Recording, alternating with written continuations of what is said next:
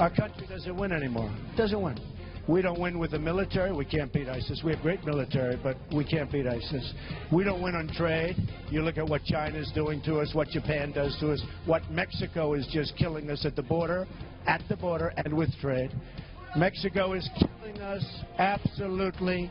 We'll do the wall. Don't worry, we're going to do the wall.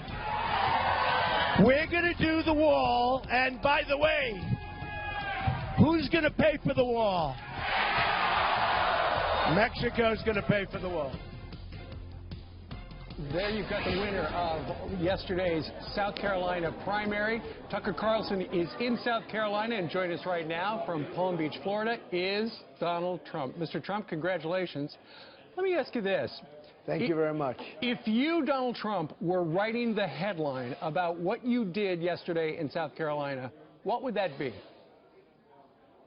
Well, I mean, I had a win, so I guess you'd say win, but, you know, we still have a little ways to go, and we have good competition, very strong competition, very smart people.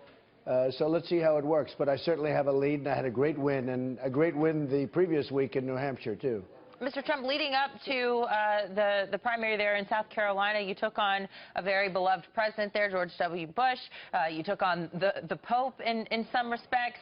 And, you know, your supporters said even if it stung a little bit, it didn't seem to bother them. They came out in droves for you. Why are you defying political odds? Well, I don't know. I mean, look, I just point out that the war in Iraq was a disaster. I really didn't take anybody on. I just said it was one of the worst decisions ever made going in there. I mean, we destabilized the entire Middle East. We spent trillions and trillions of dollars. We could have rebuilt our country, and it was a horrible decision. Thousands of lives and wounded warriors who I love all over the place. And, you know, it was a terrible decision. So I point that out, and I think most people agree. Most intelligent people agree with me. The Pope really made a statement about me because I want to build the wall, and we're going to have a border, and people are going to come in, but they're going to come in legally now, not the way they are now. Now it's like a piece of Swiss cheese, and tremendous problems and tremendous crime. And, you know, I pointed that out when I first announced that I was running, and a lot of people agree with me. And frankly, I think the Pope was not given the correct circumstances. And he was very nice yesterday. I don't know if you know, but he really took it back. And he was very, very nice yesterday. I appreciated that. But I don't know if it was good for me or bad for me. I think it was a neutral, actually. When I heard the Pope was against me, though, I have to tell you, I wasn't exactly thrilled. That didn't sound good. No. But I think it probably, it's never good. I think it probably turned out to be a neutral. All right, Tucker. So, Mr. Trump, the field is different this morning with Jeb Bush out of the race, and Republicans in Washington seem to be swinging almost as one behind the Marco Rubio campaign. What's your answer to that going to be? What is your argument against supporting Marco Rubio? Well, look, I'll come out with something. I want to be nice for at least one day, Tucker. See, you always do this to me, Tucker. You get me in trouble before the race really even goes. I want to give one day of peace to everybody. But, you know, I have a very strong answer why it shouldn't be. And Marco was very nice. He called last night, and Ted called last night. You know, I got hit very hard yesterday. During the election process, Ted did 2 robocalls that were brutal. And I'm amazed. You know, I won by a lot, and I'm amazed I won by that much because these were brutal. These were really nasty calls. And, you know, I got hit with that. I got hit with $25 million worth of negative ads over the last couple of weeks. And it's amazing that I did so well. It tells you how smart the voters are because it was false stuff, and they didn't believe it. And I'll tell you, I am so impressed with the intelligence of the voters. It's incredible. Well, one of the candidates dropped out just before you made your victory speech last night. What would you like to say on the Sunday morning about Jeb Bush? Well, he was very tough. He was a tough competitor, I will tell you. He was really going at it. I was surprised he didn't get a higher number, frankly. I mean, the only thing I have to say a little bit badly is he spent, you know, millions and millions of dollars on negative ads about me. And I kept saying, you know, what are you doing? Because I would hit him very hard, primarily because of the negative ads. They were brutal. I was being hit from every side with Jeb's negative ads. So I wasn't thrilled with that. But, hey, look, he's a good competitor. He tried very hard. I think it just wasn't his time. He didn't do anything wrong. I think it just wasn't his time. Mr. Trump, in exit polls, we have to give credit where credit is due.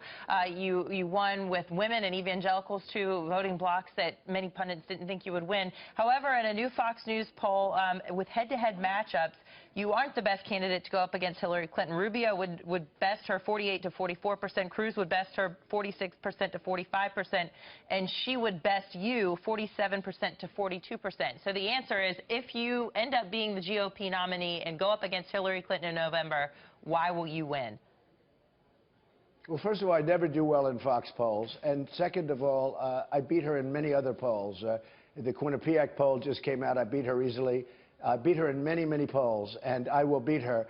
And one of the things I do that no other Republican can do, Rubio, Cruz, nobody, I'm going to be getting a lot of Democrats to cross over, and they'll be coming with me, the Reagan Democrats, they call them. I'll be getting a lot of independents. I'll win Michigan, which nobody else could even think about winning. I'll win New York. I think I have a good chance of winning New York State. Wow. And if I win that, the election's over because there's so many delegates. So I do things that nobody else is going to do. You know, they did a poll recently, upstate New York. I'm like the most popular guy that's been around for a long time up there, because I understand their plight.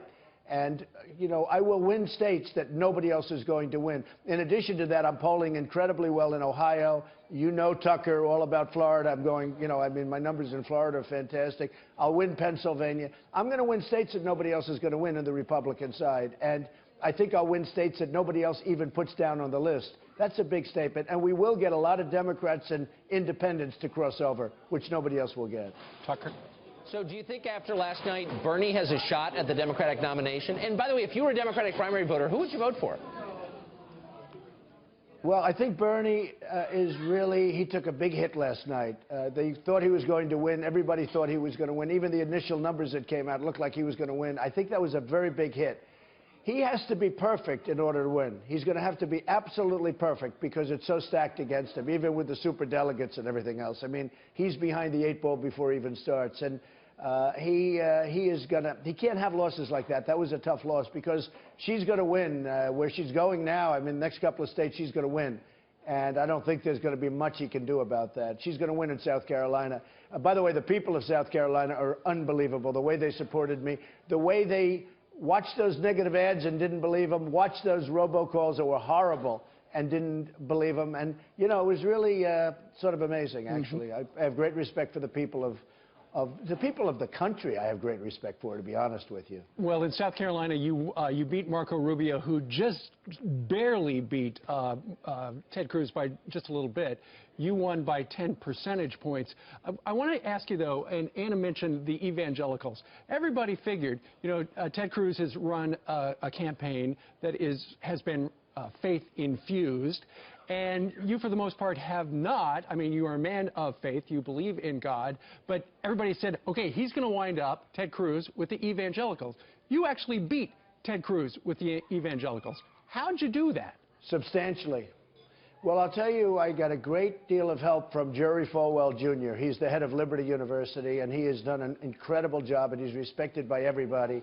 And he came out and endorsed me. And, you know, every candidate goes through Liberty University. This place is unbelievable. You have to see the auditorium and the stadium, actually, an arena that we speak in. And every single candidate goes there. And people were shocked when he came out in favor of me. And that was a big endorsement.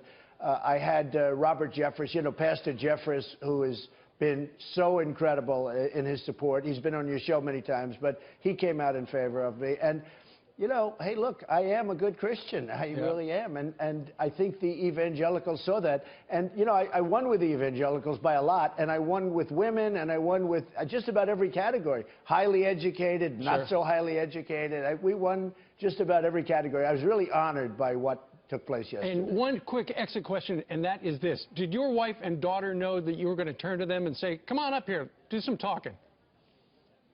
No, they didn't, and I thought they did really good. They wouldn't have done as well if they had time to think. So Melania got up, really spoke beautifully, and Ivanka spoke beautifully. And no, if you give people too much time to think, they won't do as well. You're right about that. All right. Well, next up, Nevada. Mr. Trump, thank you so much. Thank you.